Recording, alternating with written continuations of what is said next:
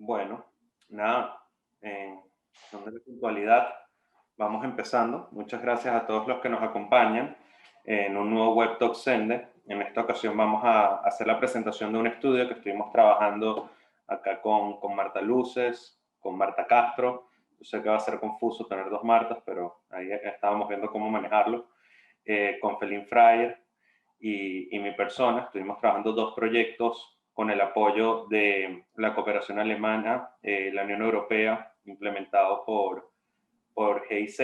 Entonces, la verdad que estamos muy emocionados pues, de poder compartir algunos de los descubrimientos pues, que tenemos. Muchas cosas, obviamente, quienes trabajamos el tema de migración lo hemos venido conversando, lo hemos venido haciendo seguimiento, pero creo que hay algunos findings bien interesantes acá que vamos a estar compartiendo y queremos pues conversar un poco y vamos a debatir un poco de algunos de estos resultados, ¿no? Eh, Vamos a tener una presentación que la va a estar liderando Marta Luces y en base a eso vamos a abrir la conversación y por favor le pido a todos bueno, que participen, que nos pregunten. Ahí tienen la modalidad de preguntas y respuestas. Si no les fluye por ahí, tienen el chat. Entonces, porfa, nos van dejando sus comentarios y sus preguntas para poder ir avanzando, pues, y poder abordarlas de la mejor manera. Bueno, para ir arrancando con la presentación, Marta, Luces, te dejo la palabra. Eh, Buenas tardes a todos y todas. Marta Castro, quizás me puedes solo ayudar con la presentación porque no me deja presentar.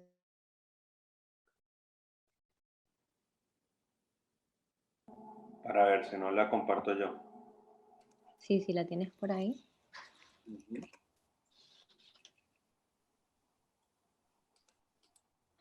Bueno, mientras tanto, Marta, ¿puedes contarnos un poco qué es lo que viste? ¿Qué tal estuvo la experiencia de hacer el estudio? Retadora. En pandemia, ¿no? Fue todo un reto, la verdad, el tema de la virtualidad. Gente Sí, que sí, se quedaban sin conexión o se quedaban sin batería, nos pasa en algunos casos. Pero en general, la verdad que muy receptiva, ¿no? Las personas, todas que entrevistamos, muy receptivas y muy dispuestas a colaborar. Qué bueno, qué bueno.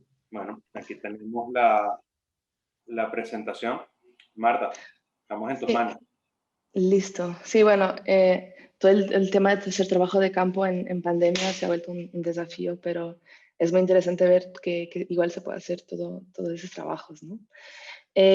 Bueno, buenas tardes a todos y todas, como ya había dicho, como estaba mencionando Gustav, este estudio fue financiado por la Unión Europea y la cooperación alemana implementada por GIZ en Perú. El informe busca hacer un análisis de los avances y retos que aún existen para solicitar refugio en los procesos de regularización migratoria en el país, especialmente en este contexto del COVID, ¿no? Y todos los desafíos adicionales que eso ha implicado. Todos y todas sabemos la importancia de la regularización migratoria en la región y en Perú. La literatura identifica o sea, la regularización tiene un impacto muy positivo en diversas áreas de la vida de las poblaciones migrantes, sea en la integración laboral, en temas como salario y condiciones laborales, la integración en el mercado formal, que es algo muy importante en la región, específicamente en Perú. La interacción entre la población migrante y la población local, la interacción entre la población migrante y las autoridades y funcionarios públicos de cada país. Y todas estas temáticas generan un impacto en la integración de la población en los países de acogida. Entonces, del estudio, lo que es un estudio que sigue una metodología cualitativa. Entonces, lo que queríamos era un poco conocer y escuchar a las experiencias de la población migrante y refugiada en el Perú y también escuchar a los actores clave en este tema de la regularización. Por lo tanto, entre noviembre de 2020 y enero de 2021, de forma virtual, como estábamos conversando, se llevaron a cabo grupos focales, entrevistas con población venezolana y también entrevistas con actores clave para profundizar en las experiencias de la población, en todo lo que es los procesos de regularización migratoria y sistema de refugio. En total completamos 6 grupos focales con distintas personas con distintos estatus regulares y irregulares. Población solicitante de refugio, población sin documentos, población que tiene su PTP, población que tiene carnet de extranjería. Conducimos también 8 entrevistas a migrantes y un total de 10 entrevistas con actores claves, actores de migración, de ACNUR, de AYAS, Municipalidad de Lima, la organización APPB, el Ministerio de la Mujer y Poblaciones Vulnerables, entre otros. Si puedes pasar. Disculpa, Gustavo. Entonces, la regularización migratoria en el Perú se da de 2 formas. Tenemos los mecanismos de refugio, que son liderados por el Ministerio de Relaciones Exteriores, y los mecanismos migratorios, que son liderados por la Superintendencia Nacional de Migraciones. Desde el 2017, cuando empezó a intensificarse la migración venezolana al Perú, estos 2 mecanismos han estado disponibles para acceder a la documentación y se puede ver que ha crecido significativamente entre el 2017 y el 2021. El stock sea de solicitudes de refugio, sea de los carnets de extranjería, que es el documento de residencia de extranjeros que brinda migraciones, sea de permisos temporales de permanencia, que fue un mecanismo, un documento migratorio que se creó en el 2017 para la población migrante. Entonces se puede ver que hay un aumento muy grande que se ha dado en estos años y se ha visto una evolución de los documentos y también se ha visto que a pesar de los documentos de regularización y de todos los procesos, aún se enfrenta a algunos desafíos importantes y eso es lo que queríamos estudiar en el estudio. Entonces, bueno, como les estaba contando, el tema de los mecanismos migratorios en Perú, que es a cargo de la Superintendencia Nacional de Migraciones, tenemos diferentes calidades migratorias o documentos. El más importante, que ha sido un mecanismo ad hoc implementado por Migraciones, el permiso temporal de permanencia, el PTP, que se implementó en 2017 y tuvo varias rondas, pero terminó en el 2018. Es un documento que se brindaba a la población migrante venezolana a la entrada en el país a través de diferentes mecanismos. Se tenía que pedir documentos, ir a migraciones, pedir el PTP. Y era un documento que brindaba permanencia en el país por un año y permitía a que la población migrante pudiera trabajar. El PTP permitía después el cambio de calidad migratoria al carnet de extranjería, que como les había dicho, es el documento que se brinda, que brinda migraciones a los extranjeros en Perú de residencia. Ya en el 2019, en junio, 15 de junio creo, se implementa la visa humanitaria, que es un documento de entrada y estancia en el país, que tiene que ser tramitado afuera del país, entonces en los consulados de Perú, sea en Venezuela, Colombia, Chile, y que es un requisito al momento aún para entrar al país, y una vez adentro de Perú se puede tramitar el cambio de calidad migratoria al carnet de extranjería. Sin embargo, a pesar de todos esos mecanismos de regularización migratoria, lo que hemos encontrado en el estudio es que los participantes y las participantes mencionan que aún encuentran barreras para acceder a estos mecanismos. Una de las barreras más importantes es que el PTP, que es el documento que ha sido lo más importante para la población migrante, es una solución temporal. Entonces, es un documento que brinda residencia por un año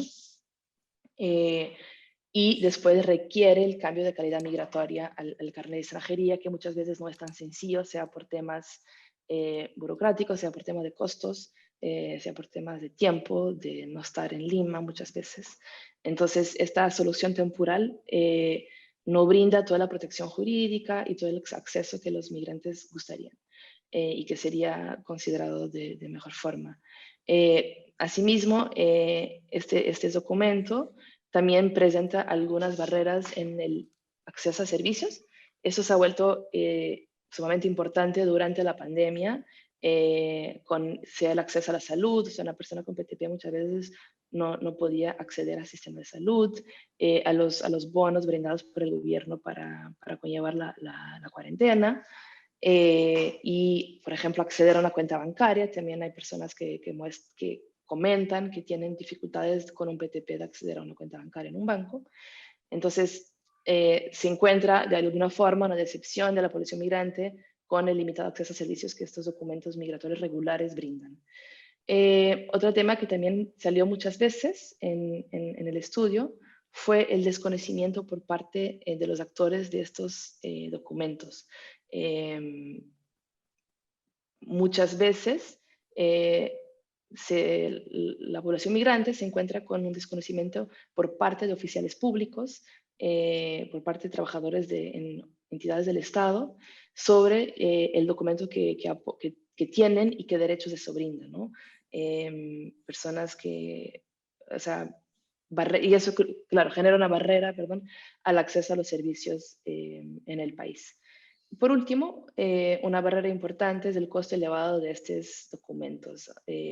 No solo el costo de tramitar todos los documentos que es necesario para acceder a cada calidad migratoria, pero costos adicionales como el moverse, muchas veces tenerse que mover a Lima, el costo de perder un día de trabajo porque todos estos trámites toman mucho tiempo, el costo de tramitar todo el documento para toda la familia. Muchas veces lo que encontramos es que una familia solo puede tramitar un documento, por ejemplo, un PTP o un carnet de extranjería, para una persona de la familia. Las otras personas no pueden tramitar su estatus regular por el costo elevado que eso implica.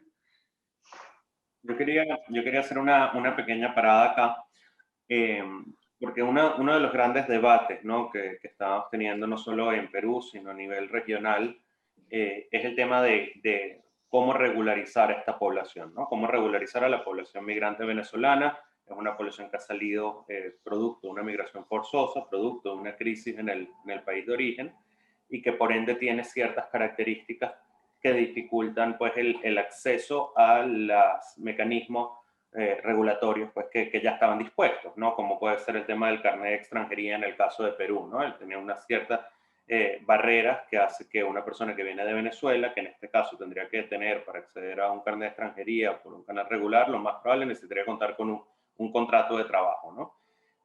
Y ya eso es toda una aventura y una dificultad que conocemos que existe para cualquier persona que quiera emigrar incluso al Perú, ¿no?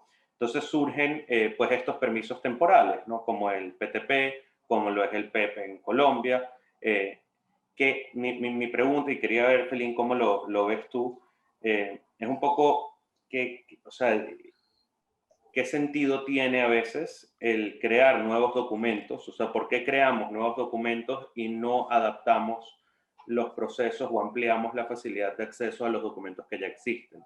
Creo que el tema del PTP fue una movida muy interesante para regularizar rápidamente a una parte importante de la población migrante, pero que a su vez, por ser un nuevo documento, tuvo un proceso de educación de cara a los funcionarios públicos, de cara a personas que trabajan en un banco y tienen que introducir ahora un nuevo documento en toda la ecuación, etcétera, etcétera, ¿no? Entonces, ¿por qué nos vamos por crear, o sea, cuál es el atractivo de crear nuevos documentos versus ampliar el acceso a canales y documentos que ya existen? No, ahí creo que hay dos cosas, ¿no? Por un lado es la cuestión de los documentos, y ahí de verdad es algo que siempre digo, ¿no? Porque hasta con el carnet de extranjería uno a veces tiene problemas, porque tiene un dígito, siempre me olvido, más o menos, más creo que el DNI. Entonces, hasta para abrir, ¿no?, los estados de cuenta del BCP, por lo menos a mí me pasa, no puedo poner mi carnet de extranjería, el número, sino tengo que omitir un 0, ¿no? Yo lo sé, pero me olvido y yo tengo un contacto en el banco que yo puedo llamar y me contesta, ¿no? Porque soy una persona privilegiada dentro de todo. ¿Cuántas personas no saben eso y tienen el problema de no poder acceder, ¿no? a su estado bancario, por ejemplo? Pero eso pasa con muchos trámites. Ya con el carnet de extranjería, que es el documento más reconocido para extranjeros. Tenemos el problema ahora en el Perú que tenemos 5 o 6 matas, creo que 5 por el momento, pero con el 9 CPP sería otro más, documentos diferentes, y cada uno tiene un número de dígitos diferentes.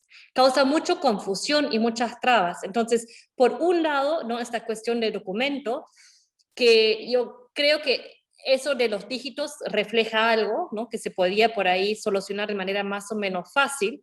Pero no solamente son los dígitos en los documentos, también es la falta de reconocimiento y conocimiento en general, ¿no? Entonces, si el carnet de extranjería en general está aceptado o se acepta, no pasa con los otros documentos, ¿no? Entonces, ¿por qué? Creo que ahí también tenemos dos preguntas. ¿Por qué no se puede simplificar, por ejemplo, con el mismo número de dígitos? ¿Y por qué hay tantas categorías diferentes, ¿no? de básicamente residencia legal en el Perú, ¿no? Yo creo que tiene que ver con diferentes razones. Hay razones burocráticas, ¿no? De falta de coordinación a veces entre las diferentes instancias, los diferentes ministerios. Yo soy representante de la sociedad civil en la mesa intersectorial, ¿no? Para el manejo de las migraciones en el Perú, que conviene el Ministerio de Relaciones Exteriores, y ha mejorado muchísimo el trabajo de la mesa. Pero si veo un poco la experiencia de los últimos años, y ahí ya me detengo, ¿no? Para seguir con la presentación y después vamos a tener tiempo para la discusión, ha sido realmente un tema la coordinación entre ministerios, y también ha sido un tema a veces la poca flexibilidad de algunos ministerios, ¿no? Cuando vemos la ley y cuando vemos la necesidad práctica de manejar, ¿no? Este fenómeno o la movilidad humana en general. Y ahí un poco el problema del sistema político, que es muy lento para cambiar normas, para que todos los ministerios acepten, por ejemplo, ¿no?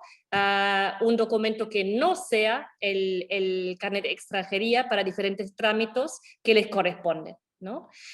La otra pregunta es más política, y yo creo que quizás no debería no profundizar demasiado ahora, ¿no? Pero que tiene mucho que ver con la cuestión cómo queremos manejar este flujo, ¿no? Y reconocemos a las personas como refugiados y no, o no, y por qué, ¿no? Entonces yo creo que quizás ahí me detengo, porque si no me conozco voy a hablar demasiado. Mejor seguimos con la presentación, pero yo creo que esta cuestión política y la cuestión de la decisión política de reconocer o no como refugiados, o de manejar la movilidad humana venezolana como un flujo migratorio, es una pregunta esencial que deberíamos discutir al final de la presentación. Acá, antes de seguir, tenemos un comentario que nos plantea una interrogante, y una interrogante que también podemos poner de la siguiente manera. ¿Hay un beneficio económico para el Estado peruano tener diferentes carnets, o para cualquier Estado? ¿O más bien implica un costo mayor el tener tantas calidades migratorias distintas? No, claro, yo creo que hay un gasto inmediato, ¿no? De manejar estas diferentes categorías, de tener como tupas, de tener reglamentos de las diferentes categorías, creo que costos como muy prácticos de imprimir, ¿no? Diferentes tipos de carnets.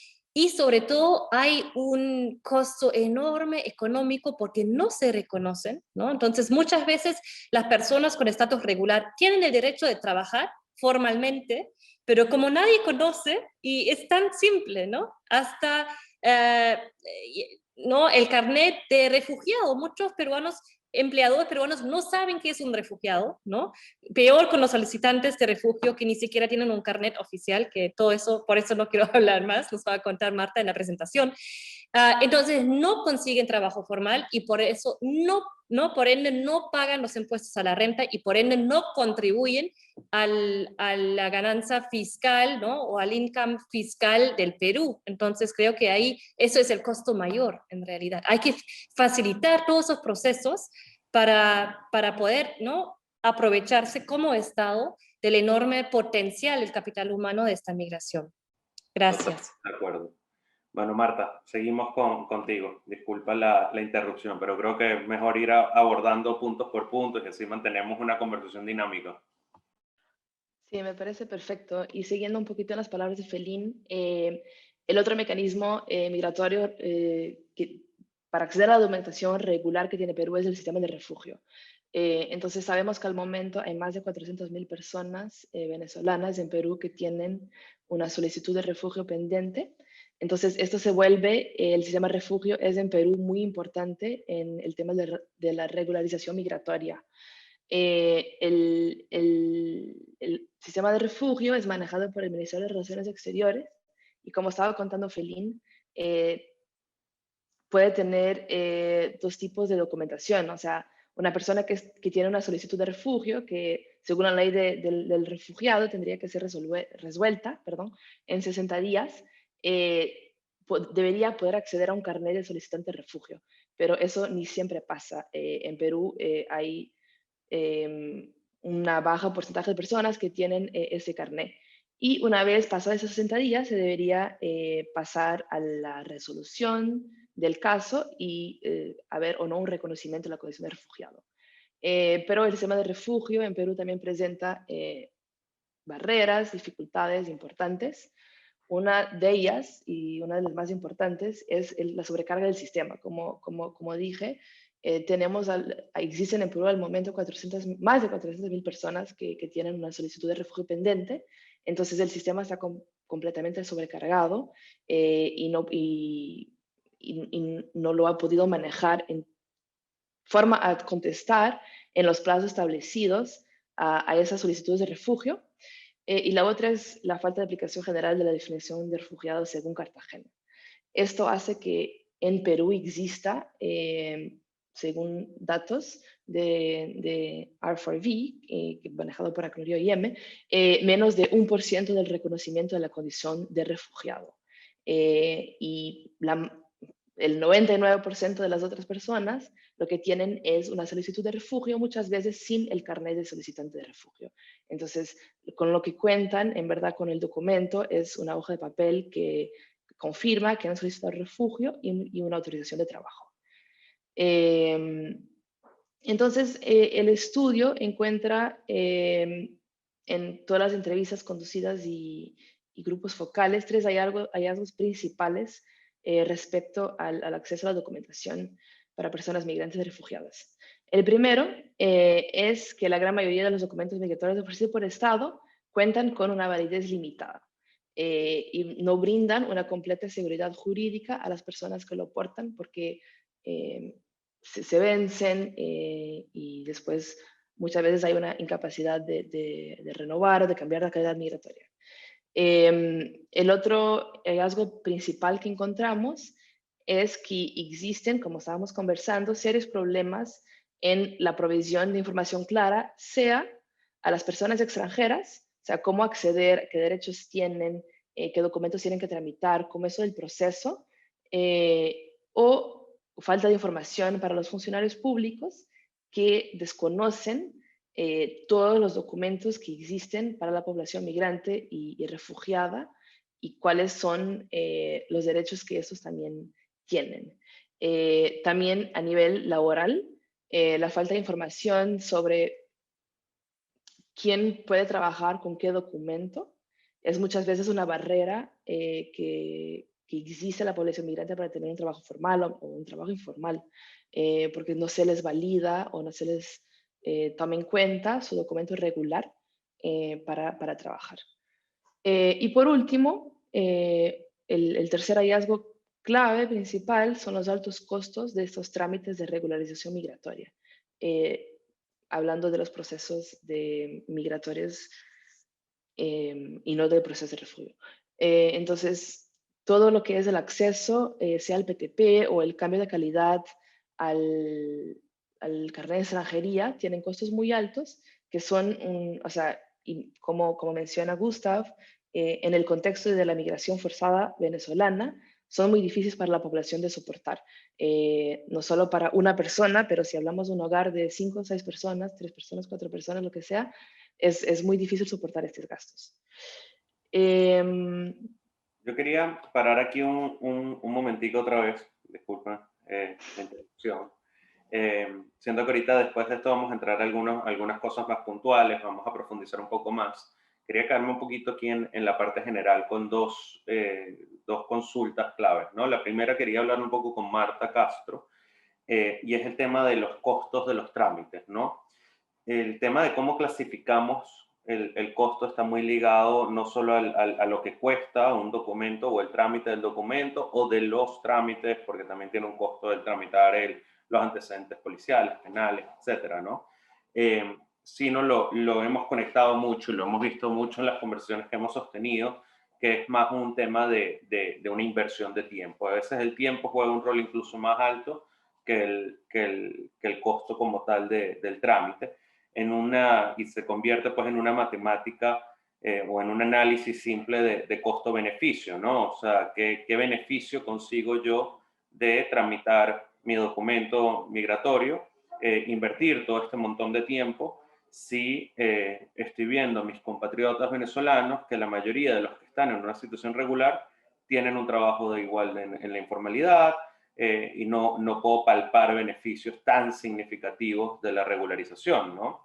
Entonces, ahí Marta, no sé cómo ves tú esta dinámica, cómo ves tú este proceso de costo-beneficio y dónde se puede romper y dónde se puede inclinar a favor de un proceso de regularización.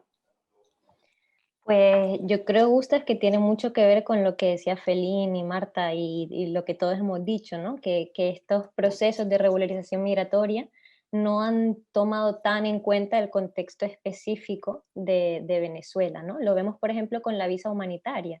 Si bien la visa humanitaria tiene un costo supuestamente gratuito, lo que no tomamos en cuenta es que muchas de esas personas se tienen que desplazar a la capital para tramitar su visa. Esto implica costos de transporte, costos de alojamiento. En Venezuela eso ya es un lujo y como tú bien dices, hay gente que prefiere tomarse el riesgo de cruzar por fronteras, de cruzar de manera irregular, a pesar de eso conlleva muchos más riesgos de manera personal, ¿no? Como frente a grupos de trata, tráfico, pero prefieren hacer eso antes de gastarse todos los recursos económicos que no tienen para tramitar una visa que seguro no tienen la certeza de que se las van a dar, en primer lugar, y de que, y de que sí, no les está aportando un beneficio, no ven el beneficio de manera directa de esos trámites, ¿no? El tema del refugio es el único que vemos que sí puede, o sea, ha resultado el trámite como más sencillo, ¿no? Porque no tiene un costo como tal. Y ahora mismo por la pandemia sí que ha facilitado que se hagan las cosas por la plataforma virtual, aunque bueno, luego ya hablaremos que esta plataforma es de octubre, está cerrada, pero sí vemos que ha sido un costo un tanto más sencillo, ¿no? Y por eso hemos visto también ese aumento tan exponencial en las solicitudes de refugio. Y bueno, ante la falta de mecanismos de regularización migratoria, se ha usado el sistema del refugio como una alternativa, ¿no? Para esta población. Incluso hay un caso que vimos específico, varios casos en pandemia, que bueno, mucha de esta población estaba en situación irregular y veían el refugio, o sea, pudieron solicitar refugio como una forma de tener una mayor estabilidad y como una forma de acceder a ayudas, ¿no? Por estar en situación regular. Eso lo vimos también en el estudio, que el refugio fue eso, como una alternativa y que resultó ser gratuita. Pero como tú dices, o sea, si hay un costo-beneficio, no se está viendo los beneficios de la regularización migratoria y creo que con el CPP tenemos el riesgo de que pase un poco lo mismo. O sea, si vemos cuántos se han registrado, creo que tenemos unas 350.000 personas de las 700.000 que se estiman que están en situación irregular. Entonces vemos que claramente no se están promoviendo los beneficios de la regularización migratoria en Perú. Acá nos comentan desde la Dirección de Política Migratoria que algo que también creo que es importante resaltar y que además hemos visto también en los trabajos que hemos realizado. La disposición de la agencia virtual ha vuelto viable para muchas personas que se encuentran en el interior, en provincia, en Perú, llevar a cabo sus trámites sin la necesidad de movilizarse. Eso es algo que justamente comentaba no solo las personas que trabajan el tema, sino también lo ha logrado, lo ha impulsado, pues lo han comentado también los mismos migrantes y las mismas personas refugiadas con las que hemos conversado, que esto ha facilitado varios de los procesos de regularización y lo ha hecho pues entonces un proceso más abierto, ¿no? Lo otro que a mí me parecía importante, y Felín, para que lo abordes también con lo que vas a comentar sobre este punto, es el tema de la facilitación de información y de la capacitación hasta cierto punto de muchos funcionarios públicos. Vemos una diferencia significativa, por ejemplo, y es evidente, ¿no?, entre los funcionarios que trabajan en migraciones, que trabajan en la Comisión de Refugio, etcétera, que tienen conocimiento de los desafíos, tienen conocimiento de los procesos, tienen conocimiento de las necesidades de la población migrante, pero cuando nos vamos a funcionarios que están que están en otros sectores del gobierno, vemos una situación diferente. Vemos funcionarios que de repente, sin ningún tipo de mala intención, pueden estar bloqueando acceso a ciertos servicios. Lo hemos visto en los casos de servicios de salud, lo hemos visto en los casos de servicios educativos, por desconocimiento de lo que implica una calidad migratoria u otra, y a qué pueden acceder las personas migrantes y a qué están y que está dispuesto, pues, en base a la misma ley, que puede acceder la población migrante. Sí, totalmente de acuerdo. Si me dejan 2 minutos, no solamente para añadir algunas cosas. Con la visa humanitaria me parece muy importante destacar no solamente el costo de viajar por ahí a otra ciudad que sí tiene consulado peruano, sino el costo hoy en día de conseguir un pasaporte si no lo tienes. Y también el costo de conseguir hoy en día en Venezuela tus antecedentes penales apostillados, que tiene todo el sentido del mundo desde la perspectiva del país de destino que quieren, ¿no?, los antecedentes penales, pero hay que entender que muchas veces en Venezuela no consigues estos antecedentes sin corrupción, sin pagar debajo de la mesa, y estamos hablando en algunos casos de miles de dólares para el pasaporte y los antecedentes penales, ¿no? Otro punto muy importante es que, según la información que manejo yo, ya desde noviembre, no es posible conseguir, al revés, en noviembre del año pasado dieron las citas para la visa humanitaria para el año 23, ¿no? Entonces, eso es solamente algo para mantener para tener en cuenta. Si estamos hablando de una visa humanitaria, es muy problemático, ¿no?, que por la cantidad de personas, obviamente hay que entender también los retos, pero si la vemos como visa humanitaria y damos la cita para 2 años, ¿no?, después, es problemático. Y según la información que manejo yo, es que la página web no se encuentra en este momento funcionando, ¿no?, para sacar la visa en Venezuela para la visa humanitaria. Otro tema que me parece importante es lo del nuevo CPP, es el miedo, ¿no? Es la falta de información, pero que va de la mano con miedo. Entonces, no creo que solamente sea el no ver el beneficio de regularizarse, pero también el miedo de registrarse como irregular, un poco por el cambio que vimos en la región, ¿no?, de discursos y políticas en los últimos meses, y sobre todo en campaña. Y cerrando como esa intervención, estoy totalmente de acuerdo. Hay agentes en el Estado, ¿no?, en migraciones, que realmente se están esforzando, que tienen muy buenas ideas, que tratan de hacer, ¿no?, todo lo posible para facilitar esos procesos, pero a veces ellos mismos también están, ¿no?, enfrentando desafíos. Y yo creo que hay mucha inseguridad, hay mucha incertidumbre y hay mucho miedo, y tiene que ver también con el contexto político que estamos viviendo en el país, con las campañas políticas que, como todos sabemos, utilizaron el tema inmigratorio, ¿no?, y con no saber ahora qué va a pasar con esa elección y para qué se puede, ¿no?, utilizar mi data si me registro. Otra vez, quizás son cosas que deberíamos retomar al final, pero yo creo que también es bueno ya mencionar como algunas de estas cuestiones, y al final en la discusión las podemos retomar. Gracias. Sí. No, excelente. Creo que... perdón, Marta, adelante. No, para complementar, sí, los datos, nosotros justo de las visas humanitarias los pedimos, Y sí, como tú dices, Felín, desde Venezuela y Colombia al parecer están paralizados los trámites desde el inicio de la pandemia, y en Ecuador sí se han tramitado algunas, pero son como 25 visas en total, y antes se tramitaban como 1000 visas al mes. Entonces, obviamente eso refleja también el colapso de que ahora no hay opciones, ¿no? Para entrar al Perú de manera regular. Sí, ahí tenemos dos debates, ¿no? El debate de la regularización de la población que ya se encuentra en Perú, donde efectivamente el CPP esperamos pueda ser un canal eficiente de regularización y que efectivamente ha mapeado, así falte todavía una parte importante de la población, ha mapeado también por ya más de 300 y pico mil personas migrantes y refugiadas, y eso creo que también es valioso porque venimos hablando también del tema de la información y para qué se puede utilizar la información, y lo hemos visto muchas veces de ese miedo que puede tener efectivamente la población migrante de que se utilice para algo que no me beneficie, como puede ser una deportación, pero también sabemos que esa información es indispensable para poder generar políticas públicas transversales de alto impacto que puedan permitir también fomentar los procesos de integración de la población migrante y mejorar sus condiciones de vida en el país. Sabemos que eso además, por ejemplo, el registro se está utilizando para lo que va a ser el proceso de vacunación. Entonces, es importante también tomar en cuenta que si esto es un miedo que hay que buscar tumbar justamente resaltando el beneficio del contar con esa información y las oportunidades que se pueden abrir a nivel de política pública. Marta, seguimos contigo, Marta Luces. Sí, bueno, y solo para finalizar este tema, algo que también se mencionó bastante en los grupos focales que tuvimos con la población migrante es la esperanza y la felicidad de ese nuevo proceso del CPP y la intención de las personas, de los participantes, de regularizarse.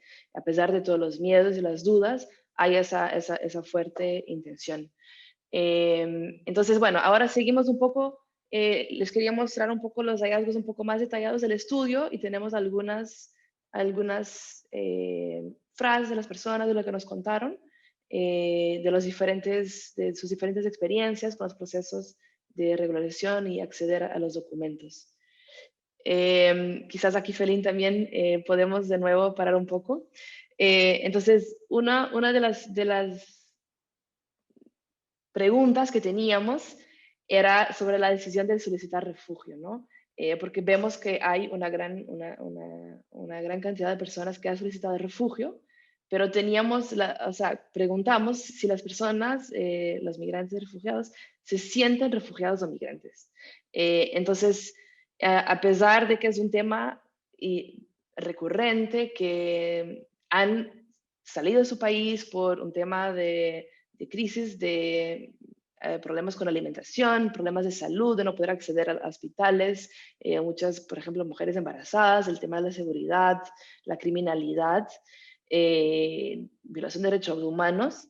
La mayoría de los participantes no se identifican como refugiados porque hay esta idea que las personas refugiadas son personas perseguidas por sus ideas políticas y amenazadas por el gobierno. Entonces, la mayoría se identifica como migrante. Y si vemos, por ejemplo, este testimonio de Leslie, porque si vamos a la definición de refugiado, yo no me encuentro dentro de esas características. Yo no estoy huyendo del gobierno, me vine por la crisis. Nadie me amenazó, nadie me está persiguiendo. No sé, Felín, que hace un poco hablábamos de esto, ¿qué tienes a decir? Sí, es muy interesante eso, ¿no? Y de hecho, en otra investigación que hemos llevado a cabo desde la Universidad del Pacífico, en la frontera Ecuador-Perú en el 2019 ya, ¿no, Marta? En agosto, sobre todo en agosto, ¿no? 2019 preguntamos eso, preguntamos a las personas si se autoidentificaban como migrantes o refugiados, y la mayoría en un primer instante contestó como migrantes. Y fue muy interesante lo que dijeron, porque dijeron, no, somos migrantes, queremos trabajar, no queremos, ¿no?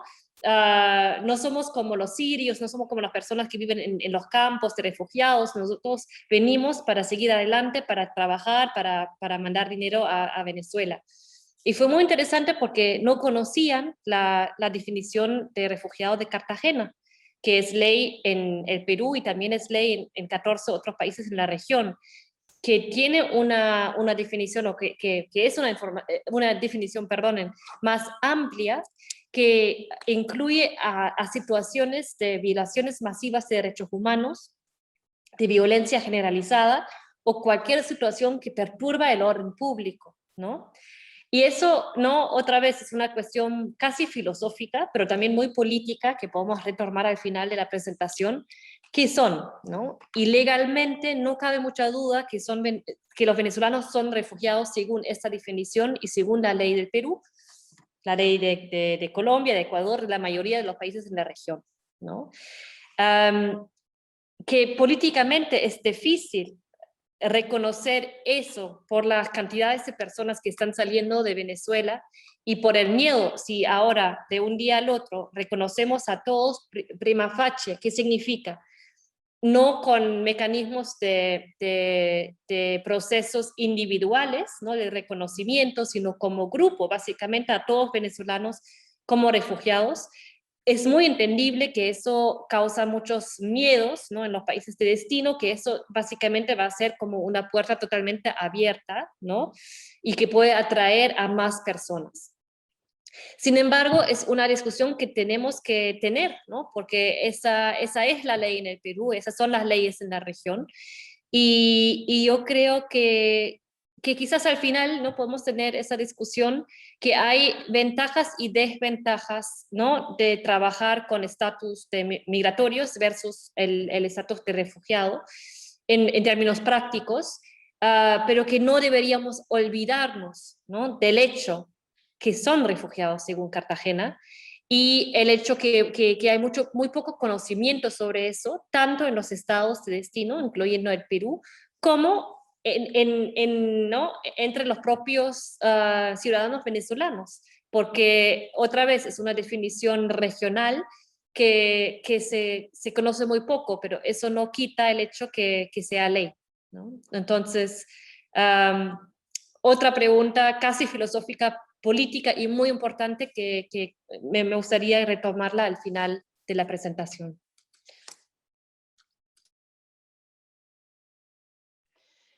Gracias, Felín.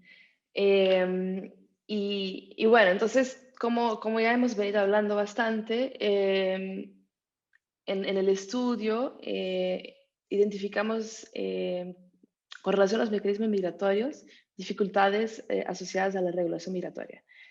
Como ya hablamos, el tema de la validez, los costos. Por ejemplo, tenemos este testimonio de Rosángela que para poder costear el carnet de extranjería de su mamá fue a través de colaboración de familiares y el mío fue costeado por mí. Todo lo que le pagara en su trabajo fue para el carnet de extranjería. Entonces, esta problemática, que hogares con más personas se vuelve más costoso el acceder a esos documentos, es algo muy importante de esa población que trabajan en su mayoría, más del 80% en el sector informal, que un día de trabajo perdido es un día de sueldo perdido. De nuevo, el tema de la falta de información clara y comprensible sobre la documentación migratoria, sea para la población migrante o para la población de los oficiales públicos, de las personas que trabajan en el Estado. Gustavo, si puedes pasar, disculpa. Por ejemplo, desde la clínica jurídica nos contaban que hay muchas instituciones, como ya hablamos, que sí saben cuáles son las extensiones de los documentos, pero hay otras que no. Y que hay esta idea que la participante creía que a las personas venezolanas le había tocado ser como conejillo de India y ir como intentando, probando que funciona, que no funciona y ver, o sea, dependiendo del nivel de información de la persona, a qué tenían acceso o no. Y no tanto por el acceso literal de su documento regular. Y también el tema que hablamos, que muchas veces ya el PTP no tiene los derechos que las personas migrantes les esperaban, ¿no? Porque por diferentes motivos, sea poca información de la persona que les está contratando o por el tema de no tener un carnet de extranjería o de no conocer el PTP, nos encontramos con participantes que tenían dificultades en que se les aceptara sus documentos regulares para trabajar, y que por eso trabajaban por su cuenta y ya no utilizaban a su documento, el PTP, para buscar un trabajo. Y estos desafíos muchas veces llevaban a la irregularidad. Entonces, algunas personas, por ejemplo, que tenían un PTP, que tuvieran un PTP, quedaran con un PTP vencido porque por el costo de tramitar el carnet de extranjería. Nos hemos encontrado con participantes que habían pasado por esa experiencia y nos contaban que, o sea, la mayoría de las personas que se encuentran en una situación irregular han intentado regularizar su condición, pero no han logrado debido a las dificultades que hablamos, sea conocimiento, sea deficiencias del Estado, falta de conexión entre sistemas administrativos, diversas regiones de ciudades. Esto quizás, el estudio empezó en 2020.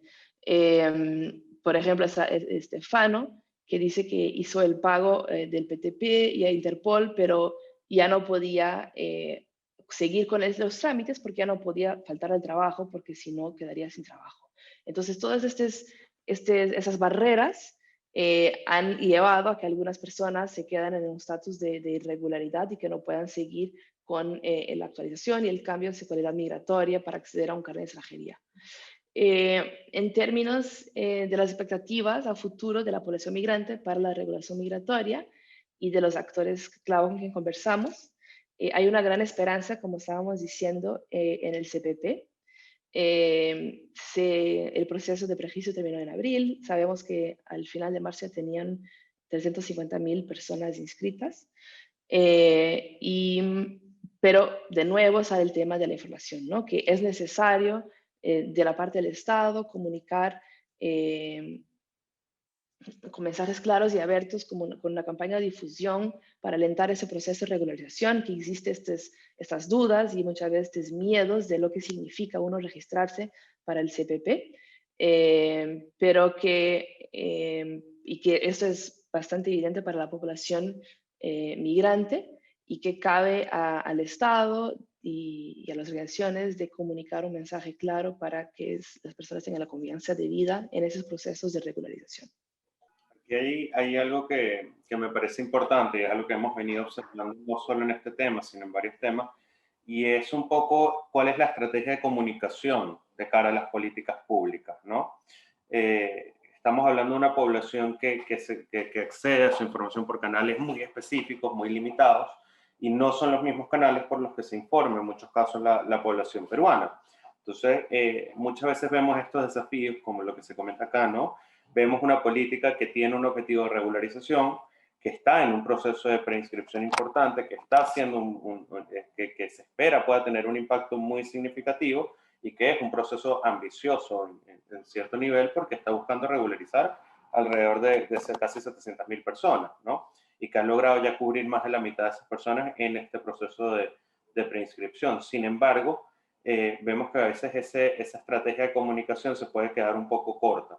Y algo que vimos surgir un poco ya cuando el proceso estaba más avanzado con el proceso del CPP, y que fue quizás una reacción justamente a la baja tasa de registros iniciales, fue que se empezó a involucrar actores claves de la comunidad venezolana en la promoción del proceso de inscripción, ¿no? Y creo que estas son cosas importantes a tomar en cuenta en muchos casos. No solo es el tema de por dónde accede a la información las autoridades para crear políticas públicas eficientes, sino también es un tema de comunicación que tiene un rol muy importante en la eficiencia y el éxito de los procesos de regularización. Entonces creo que ahí hay un tema que tomar en cuenta que es importante.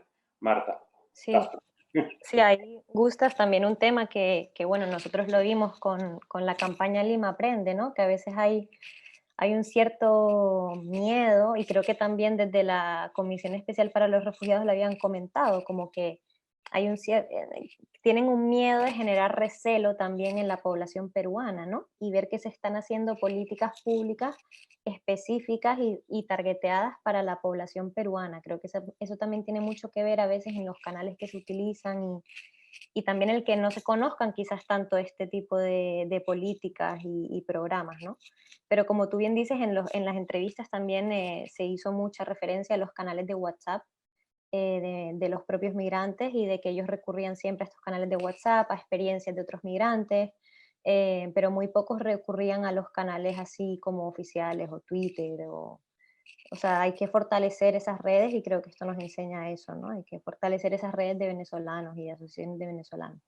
Justamente algo que nos están comentando ahorita también por la sección de preguntas era el tema de el acceso al carnet de extranjería por una condición de vulnerabilidad, ¿no?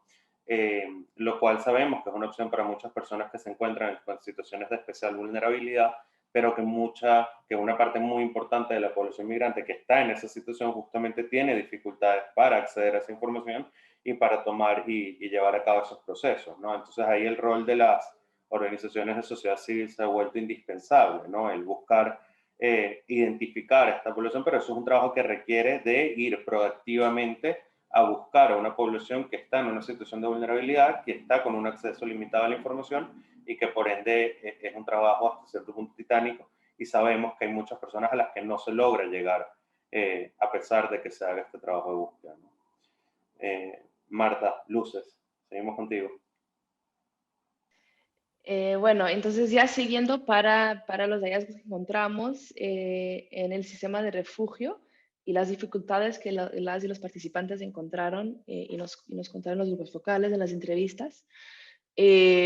Uno de los desafíos más grandes del sistema de refugio que fueron mencionados en los grupos focales, por ejemplo, y que hablamos acá es o sea, la poca accesibilidad y utilidad en la práctica de la documentación que se les brinda a los migrantes una vez que piden su solicitud de refugio. Y esto es un espejo de la sobrecarga que tiene el sistema, que está colapsado, como estábamos comentando. La oficina está cerrada desde febrero. Se abrió la página web después durante la cuarentena, pero tampoco estuvo abierta durante mucho tiempo y está cerrada creo hace unos 7 meses. Entonces muchas de las personas que están con su solicitud de refugio y que están intentando acceder a su cita, se les marca una cita como a Samuel, se les da la cita para 2022, esto desde 2020. Entonces se vuelve muy difícil acceder al carnet de solicitante de refugio, por ejemplo, y de proseguir con el proceso de la solicitud de refugio.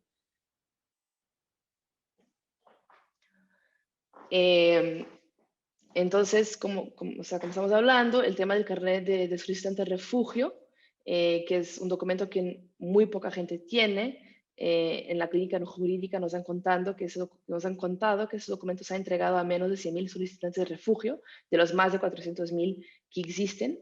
Y entonces, ¿qué documento tienen las personas, ¿no? Como hablábamos, muchas de las personas que tienen es una autorización de trabajo virtual, una hoja de papel, y que muchas veces se vuelve aún más difícil el reconocimiento de la solicitud de refugio con ese documento.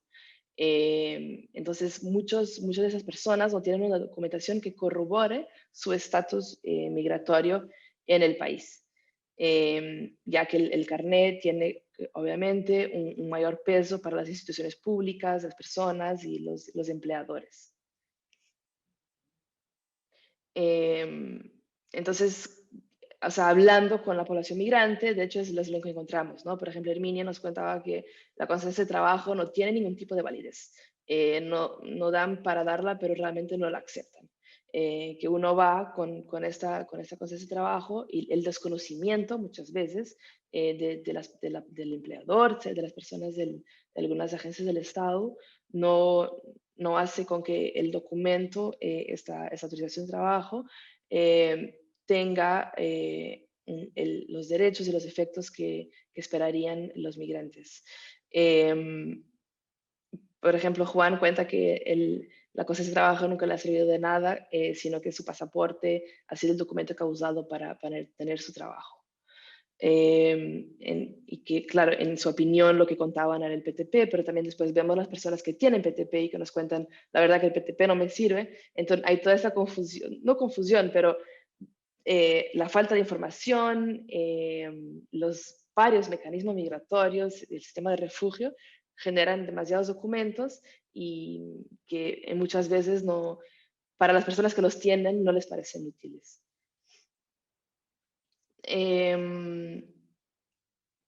Claro, el tema de la falta de información, que existe un desconocimiento sobre este punto a nivel de las entidades gubernamentales y la sociedad civil en general, que tener una solicitud de refugio es un estatus migratorio regular. Y o sea, esta falta de reconocimiento muchas veces se vuelve muy importante en el tema de la integración socioeconómica y acceso a servicios. Y sí, ¿no? O sea, vemos que hay bastantes instituciones y migraciones, por ejemplo, Minedu, que sí tienen esa información, que sí los agentes y las personas están sensibilizadas, pero ahí después nos encontramos con otras que no han sido tan sensibilizadas, que no tienen tanta información y que muchas veces deniegan los derechos y los servicios por desconocimiento. En términos de expectativas a futuro para el sistema de refugio, en las entrevistas se destacó el posible otorgamiento de la calidad migratoria humanitaria al momento que hicimos las entrevistas y cómo después esa calidad migratoria puede dar acceso al carnet de extranjería. Que también se hará a través del proceso de preinscripción que hablamos y la voluntad y el interés de las personas de acceder a este registro y a esa calidad humanitaria, al CPP.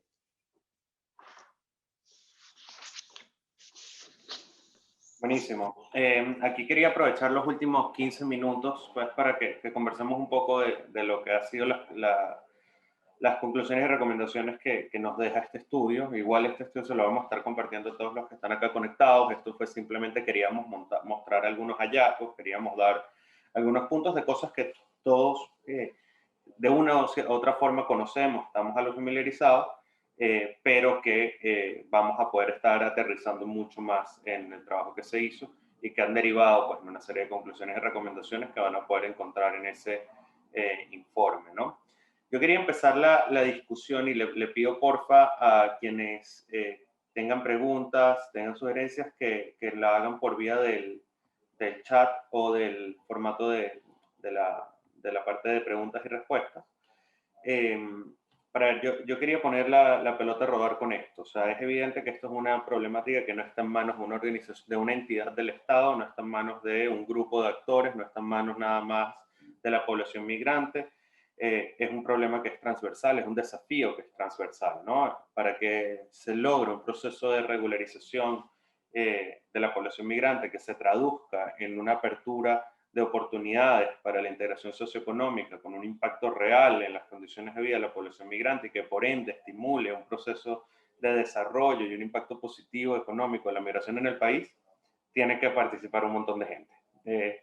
Desde los funcionarios públicos de cualquier entidad involucrada que simplemente tenga cualquier trámite con la población migrante, lo cual lo vuelve prácticamente a todos los funcionarios públicos de cualquier entidad de gobierno, hasta los actores del sector privado, que son los empleadores en muchos casos y que tienen que tomar decisiones respecto a cómo contratar, no contratar, cómo facilitar un servicio o un producto a la población migrante. El tema bancario ha sido un debate amplio respecto al reconocimiento de ciertos documentos migratorios para abrir una cuenta bancaria, por ejemplo, ¿no? Entonces, y por supuesto, llega a lo que es la sociedad civil, las organizaciones de sociedad civil, las ONGs, etcétera, que juegan un rol fundamental en no solo transmitir mensajes, sino en buscar cerrar brechas de desafíos pues, que enfrenta la población migrante, ¿no? Entonces, mi punto es, o sea, se requiere de un trabajo muy articulado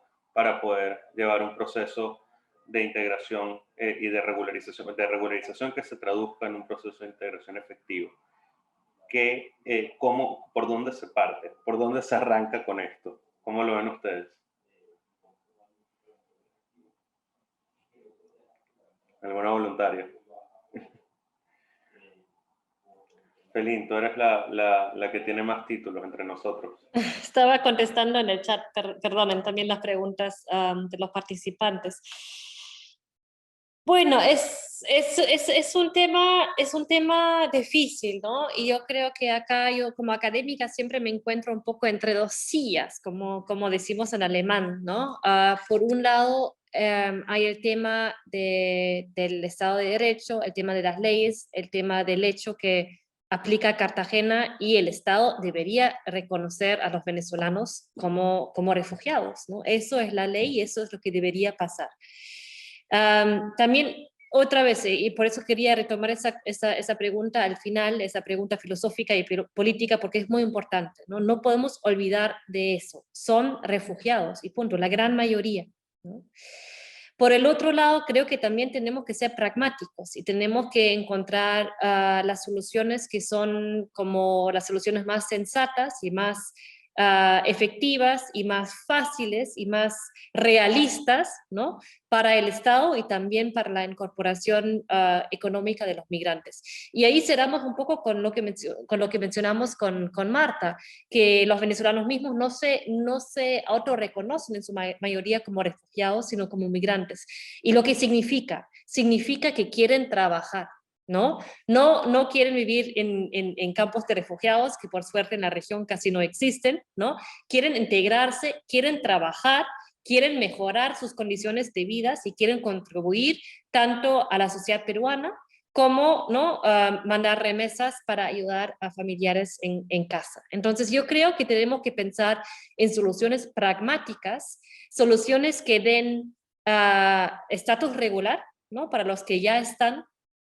Tenemos que pensar en también vías de entrada regular, porque no podemos, si ahora nos compramos el cuento, ¿no? Que existe la posibilidad de cerrar fronteras, sea por el COVID o no, vamos a perder, porque ningún país en el mundo controla sus fronteras y menos los países en América Latina. No controlamos nuestras fronteras. Y si bien podemos como desplazar tropas y podemos decir que no estamos, eso ahora no me refiero un poco a algunos discursos políticos, porque creo que hay que ser muy francos y muy transparentes con el tema que se ha politizado en los últimos meses, que se ha politizado por la pandemia y también por el contexto de la elección presidencial, ¿no? Y ahí tenemos que tener mucho cuidado, porque ser pragmáticos significa ver qué es posible y qué no es posible. Por un lado, ¿no? Quizás la aplicación completa prima facie de Cartagena es difícil, pero al mismo tiempo tenemos que ser honestos y tenemos que reconocer que no podemos controlar nuestras fronteras terrestres si ponemos, ¿no? O desplazamos tropas en Tumbes o en algunos cruces que antes eran las cruces como más formales. Lo sabemos y también lo vimos con la crisis en Acre, ¿no? Donde un grupo de haitianos y africanos trató de entrar al Perú para cruzar, no para quedarse, para cruzar. Igual, las personas igual entran, igual cruzan y lo hacen en condiciones de mayor vulnerabilidad, ¿no? Lo hacen de forma irregular y damos poder a las redes de tráfico y trata, que es algo que no queremos para el Perú y no queremos para la población migrante y refugiada. Entonces yo creo que tenemos que ahí pensar en otra vez, ¿no? una solución pragmática. Y no tengo todavía la respuesta definitiva. Yo creo que podemos pensar en soluciones de regularización migratoria, pero con un enfoque y con la conciencia muy clara que se trata de una población, ¿no? En necesidad de protección internacional. Y yo creo que podemos aprender de nuestros vecinos, podemos aprender de lo que se está haciendo en Colombia, ¿no? Con el programa de la regularización migratoria masiva. En el programa de Colombia también hay retos y hay problemas, y justamente esta cuestión, cuánto enfoque hay en la protección o no, es algo que se critica, por lo menos desde la sociedad civil en Colombia, y yo creo que en parte con razón, ¿no? Entonces, ¿cuál sería mi respuesta? Yo creo que tenemos que ser muy conscientes que en teoría son refugiados, ¿no? Al mismo tiempo, muchos lo que quieren es una regularización rápida para poder trabajar, para poder contribuir. Y esta vía también deberíamos facilitar. Y por último, no podemos hacer eso solos, ¿no? Eso es algo, Gustav, no sé si tú quieres hablar más sobre eso, pero tú lo vienes diciendo, yo me acuerdo, ¿no? De conversaciones desde hace años, que ningún país puede solo. Y yo creo que un poco por la pandemia, lamentablemente, todos los esfuerzos que existen y que siguen existiendo, ¿no? De coordinación y articulación regional, se pararon un poquito, ya se retomaron, pero realmente necesitamos más cooperación internacional para encontrar esas soluciones y estas vías de regularización y protección. Tienen que ser las dos cosas pragmáticas, ¿no? De manera articulada en la región. Eso sería mi respuesta. Entonces es como todo un balance, ¿no? De lo pragmático, sin olvidarnos del hecho que existe Cartagena y que en teoría sí son refugiados. Fíjate que yo creo que hay dos puntos bases y te la paso, Marta, que a mí me parece siempre importante resaltar, ¿no? Uno es el tema de la articulación, obviamente, a nivel regional. Creo que es evidente que el proceso de Quito ha fallado. Creo que tenemos que repensar ese modelo. Creo que tenemos que ver cómo lo vamos a abordar de una manera integral. No hemos visto una articulación significativa a nivel regional y es hora de que eso se vuelva una realidad.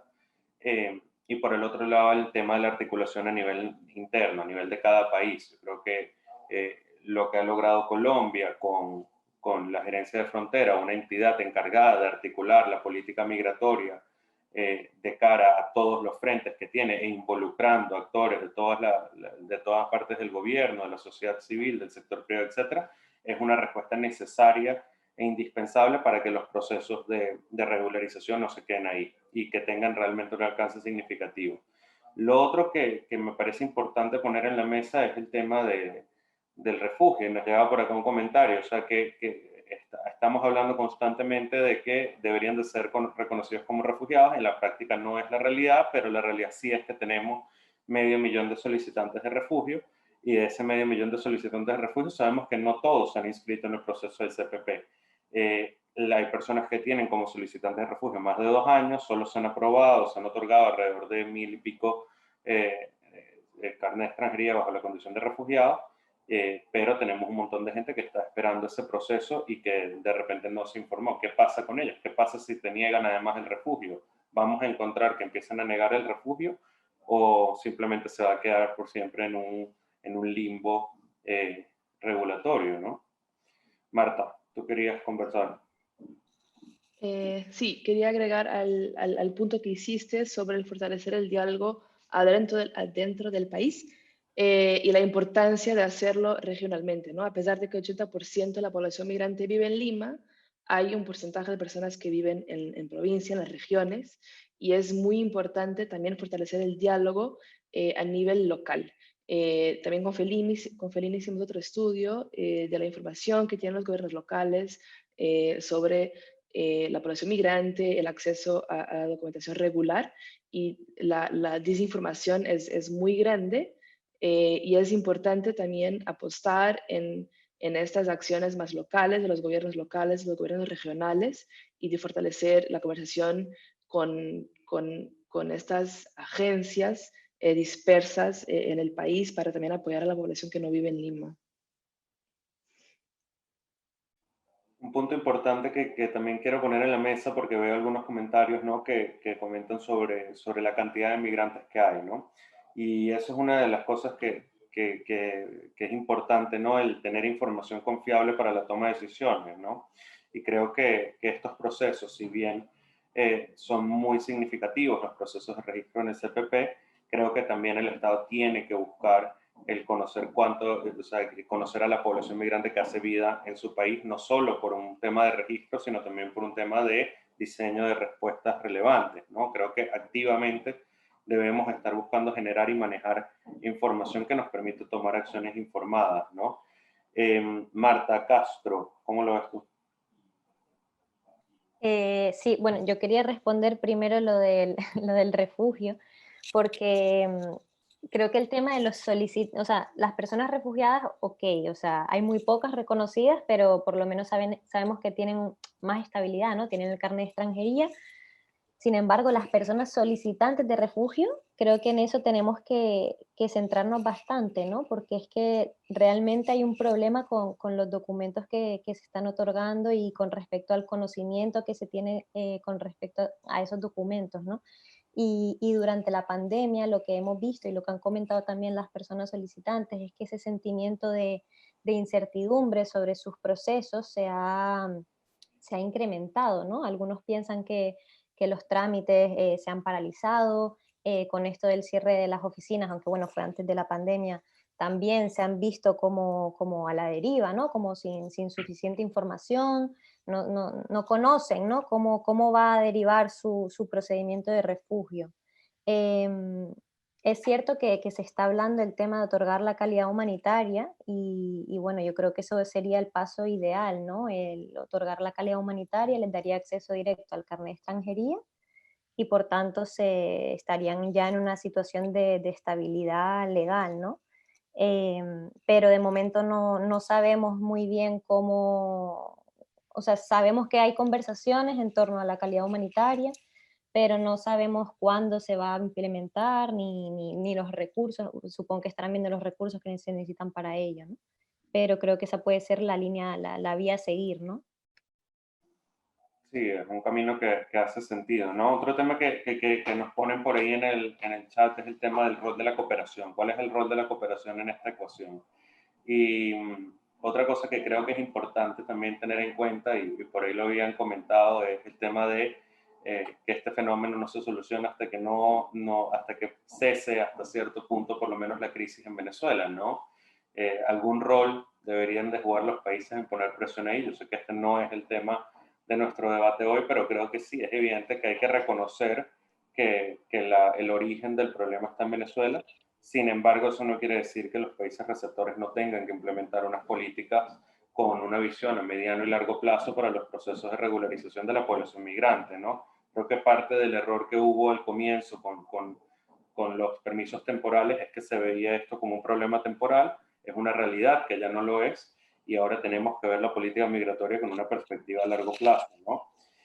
Para ver el rol de la cooperación, ¿cuál es el rol de la cooperación internacional en esta ecuación? ¿Quién lo quiere abordar? Yo estoy aquí para lanzar preguntas nomás. Marta, ahí te habías animado. Dale nomás. Sí, no, la verdad que no sé mucho, pero bueno, tuvimos ese primer avance, ¿no? En mayo del año pasado con esta gran conferencia de donantes, pero creo que el presupuesto sigue siendo limitado y sobre todo ahora la pandemia creo que puede ser un riesgo para los presupuestos, ¿no? Creo que se pueden ver bastante comprometidos los presupuestos destinados a los procedimientos de refugio sobre todo quizás, y eso representa un riesgo para el país y que requiere de mayor movilización para recursos de la cooperación internacional, ¿no? Sí, yo puedo añadir ahí, y perdonen, pero estoy como también con las preguntas en el chat a la vez, y a esta hora ya después de un día de reuniones por Zoom, uno ya, el multitasking ya es más difícil. Yo creo que hay dos cosas acá. Yo creo que es algo que justamente hoy hablamos en un evento en Estados Unidos, el hecho que no solamente es el desplazamiento que se acelera, ¿no? De la manera más rápida en el momento en el mundo, el desplazamiento venezolano, sino también es la crisis de desplazamiento menos bien funded en inglés, ¿no? Que menos cooperación internacional ha recibido en la historia moderna, ¿no? Y eso también hay que decirlo, ¿no? Y hay que decirlo sobre todo a los cooperantes internacionales. Y justamente porque lo conversamos hoy en la mañana, les puedo contar, estos son los datos de Brookings Institute del año 2019, Ahí, a promedio, un sirio recibió de la cooperación internacional $1.500 americanos y un venezolano 125, perdonen, ¿no? Entonces, eso también es ya un tema más de relaciones internacionales, tiene que ver con, yo creo que diferentes características de la cooperación internacional en este momento, que van mucho más allá de la crisis en Venezuela. Creo que también tienen que ver con el hecho que Venezuela, para muchos de los países que más contribuyen a estos fondos, Venezuela está muy lejos, ¿no? Tiene que ver con el COVID, ¿no? Pero acá yo creo que es muy importante también aprender, como Perú, aprender otra vez voy a mencionar Colombia, pero es uno de los temas que yo he visto como de manera comparativa, ¿no? Desde la academia, y Colombia ha sido más estratégico y más exitoso en atraer los fondos internacionales. Entonces, Colombia, si bien es cierto que Colombia también recibe la mayor cantidad de venezolanos, pero ha podido como asegurar, ahora, el año pasado fue como más que el 40% de todos los fondos internacionales, ¿no? Para la crisis del desplazamiento. Entonces, yo creo que ahí también hay un interés, ¿no?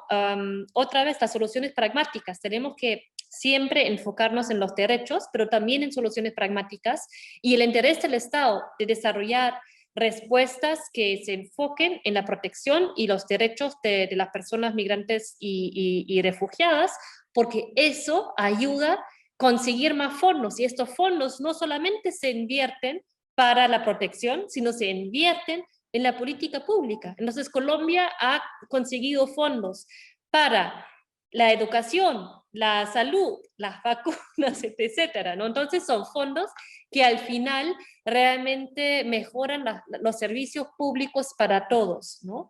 Y eso es algo que siento que el Perú, al igual que otros países en la región, ahí todavía, y también me parece muy importante no solamente criticar, sino destacar que ahí también ha habido como un cambio muy destacable, muy positivo, ¿no? De mayor articulación, tanto, ¿no? por su parte de migraciones, pero también estamos pensando ahora más bien en el Ministerio de Relaciones Internacionales, y estamos pensando en la recaudación de fondos, pero todavía hay espacio, ¿no? Y yo creo que ahí la crisis política no nos ayuda para ningún tipo de política pública, y tampoco nos ayuda en la formulación y el desarrollo de una política de inmigración e integración coherente que nos podría llevar a, por ejemplo, recibir más fondos internacionales para el bien de todos. Bueno, yo creo que voy a repetir un comentario, pero la articulación también nos llevaría a recibir más fondos, ¿no? El tener mejor mapeado las necesidades de cada uno de los actores que requiere de presupuesto para esto, creo que es importante. Pero creo que también el rol de la cooperación va más allá de los fondos. Creo que hay un rol importante en jugar, primero en informar, y segundo, hay un rol importantísimo en articular una respuesta internacional. Muchas veces esos son los actores que tienen la capacidad de impulsar respuestas internacionales, o que tienen justamente por su naturaleza internacional, y creo que ahí hay una oportunidad también importante de articulación. Marta, luces en este caso, ¿querías comentar? Sí, para terminar en este tema, también el rol de la cooperación en la asistencia técnica, ¿no? Que la cooperación puede dar a los gobiernos en generación de conocimiento, de soporte por ejemplo, ahora en Colombia, en todo el proceso de regularización, creo que también es muy importante considerarla. Creo que queda por aquí una pregunta que me parece importante que abordásemos antes de cerrar, y era el tema de cómo vemos, o sea, cómo plantearíamos un proceso de construcción de políticas y de incidencia, pues, en este contexto, ¿no? Nos preguntaban por ahí en el chat, ¿no? Yo creo que ahí hay tres cosas que tomar en cuenta. El pragmatismo que trae a la mesa Felín, creo que es una realidad el contexto en el que nos encontramos. Creo que hay que tomar en cuenta otra realidad, que es que a estas alturas, en este momento, la opinión y la percepción de la opinión pública peruana y de la población peruana respecto a la migración es negativa, lo cual nos limita los procesos de construcción de políticas públicas que promuevan una integración más eficiente, que promuevan un beneficio hacia la población migrante que nivele pues, el acceso a oportunidades y derechos. Y creo que es importante tomar en cuenta también que bueno, nos encontramos en este contexto de crisis política, ya saliendo, si Dios quiere, pero bueno, igual con mucha incertidumbre política. Creo que para eso el rol de la sociedad civil es fundamental. Creo que el trabajo de incidencia articulado es indispensable. Hemos visto en muchas ocasiones cómo muchos actores estamos trabajando sobre un mismo tema, pero no lo estamos haciendo de manera articulada. Creo que fortalecer esos espacios de articulación con objetivos concretos de incidencia, que sean realistas y que sean adaptados a las cosas que pueden ser viables es clave, como creo que también es indispensable que empecemos a identificar aquellos puntos que, y esto es mi pragmatismo también un poco hablando, aquellos puntos que no generan tanto ruido, pero generan un alto beneficio, ¿no? Buscar espacios de incidencia, espacios donde se puedan generar cambios y políticas públicas que puedan tener un impacto relevante sin la necesidad de generar un debate nacional complejo al respecto, ¿no?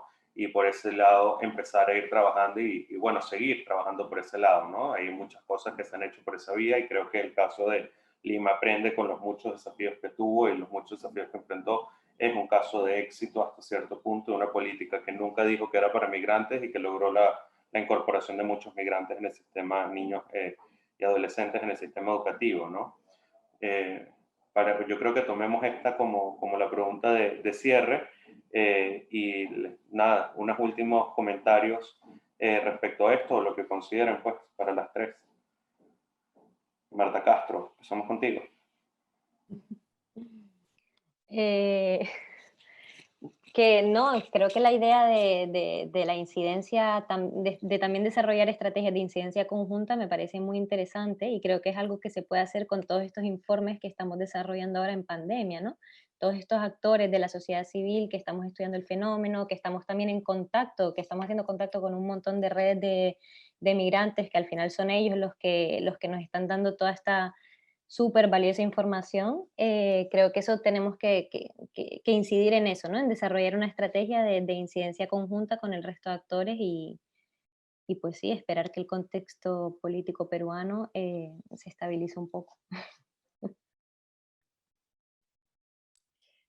Sí, yo diría, y acá hubo otra pregunta, ¿no? Sobre la politización, pero yo creo que la politización, yo siempre digo que es un triángulo, ¿no? Tenemos discursos políticos, tenemos los medios y tenemos la opinión pública. Entonces, un poco basado, ¿no? La pregunta de Laura, ¿no? Si la politización limita las soluciones más durables en el país. Sí, yo creo que sí, y yo creo que no solamente es la politización, sino también es la opinión pública que limita la integración exitosa. Y la integración exitosa es lo que queremos otra vez para la población migrante y refugiada y también para el beneficio de los peruanos, ¿no? Y es algo que hemos visto en diferentes estudios, pero realmente yo siempre, cuando hablo en Estados Unidos o en Europa, digo que lo que tardó décadas allá nos pasó acá en pocos años, ¿no? Que cambiamos de una disposición muy positiva, una reacción muy generosa, no tanto políticamente como socialmente, a una criminalización y niveles altísimos, ¿no? Ahora en la región andina tenemos los niveles más altos de xenofobia en el mundo y eso ha cambiado, ¿no? En el lapso de solamente 2 o 3 años. Y eso es muy problemático porque primero hablando de la opinión pública, ¿no? La criminalización, esta idea, ¿no? Que también es terrible, porque vivir con miedo es terrible también para los peruanos, y el miedo es real, el miedo que el venezolano, ¿no? Causa crimen. Acabamos de cerrar una investigación para el ACNUR, y según 1000, ¿no? Entrevistados peruanos, la gran mayoría piensa que la mitad de los venezolanos son criminales, la mitad. ¿Qué significa eso? Eso refleja otros problemas. Yo siempre digo, la migración es un espejo, y este miedo es un miedo que el miedo y la falta de confianza no es por culpa de los venezolanos, eso es un problema que tenemos en la sociedad peruana, ¿no? Pero es como un ventil, ¿no? Se canaliza ahí, y eso es terrible para los peruanos, porque no es bonito vivir con miedo a mi vecino venezolano, y es terrible para el venezolano que ve eso o vive eso como con una barrera muy real a su integración social, pero también laboral, etcétera, por la discriminación. Eso se refleja en los medios, es otro tema para otro evento, la pregunta por qué y qué podemos hacer ahí, y se refleja, ¿no? Por ende, también en los discursos políticos, y de hecho yo creo que los políticos ahora, ¿no? En las campañas lo hemos visto, no creo que todo lo que se ha dicho se hubiera hecho, si hubiera ganado uno o no, un candidato u otro, pero yo creo que es muy difícil hoy en día políticamente hablar a favor de la integración, a favor de la regularización, y eso es algo que tenemos que cambiar, porque como justamente mi amigo y colega en London School of Economics en Londres publicó una columna ayer sobre el hecho que eso no es un problema, si queremos decir problema o un desafío, una situación de corto plazo, eso va todavía por un tiempo, y tenemos que trabajar en esas percepciones, porque las percepciones, ¿no? Son algo, parecen no reales, pero limitan la integración social, laboral, y limitan las posibilidades políticas con costos altos para todos. Ahí cierro yo. Marta, luces. Ya no tengo mucho para agregar, pero sí reforzar la importancia de las percepciones públicas, la importancia de los medios, del rol que tienen los medios en ser más responsables a veces con sus noticias, con la forma como mencionan a las cosas. Y sí. Gustav, hay una pregunta de Esteban, no sé si viste, sobre la certificación de títulos. ¿Ya lo viste? Sí, lo iba a abordar después de estas poderosas palabras de Marta. Oye, para ver, sí, dos cosas. Primero, muchas gracias a todos por conectarse y por compartir un poco con nosotros, muchos comentarios, muchas preguntas. Yo creo que es importante siempre reconocer que este fenómeno migratorio agarró por sorpresa a muchos países, quizás no nos debió haber agarrado tan por sorpresa, pero agarró por sorpresa a muchos países de la región, y hay muchos actores que han hecho un trabajo importante por tratar de fomentar un proceso de migración que sea seguro y eficiente, y eso también se tiene que reconocer. Creo que hay muchos desafíos, como hemos conversado, todavía por delante, y eso siempre lo van a seguir habiendo. Creo que tenemos que trabajar de manera articulada para ir superándolos. Los invitamos también la semana que viene a la misma hora, mismo día, misma hora, mismo lugar. Vamos a estar teniendo otro webinar donde vamos a estar presentando los resultados del segundo estudio que se hizo con el apoyo de la Unión Europea, la cooperación alemana EIZ, sobre el tema de la inserción laboral de los profesionales migrantes, abordando especialmente el tema de convalidación de títulos, colegiatura. Entonces, ese espacio también va a estar interesante, vamos a estar abordando ese tema, no se ha abordado lo suficiente y creo que es pertinente que podamos conversar al respecto. Así que, sin más que agregar, pues muchas gracias a todos por acompañarnos y esperamos verlos entonces la semana que viene también. Ha sido un gusto.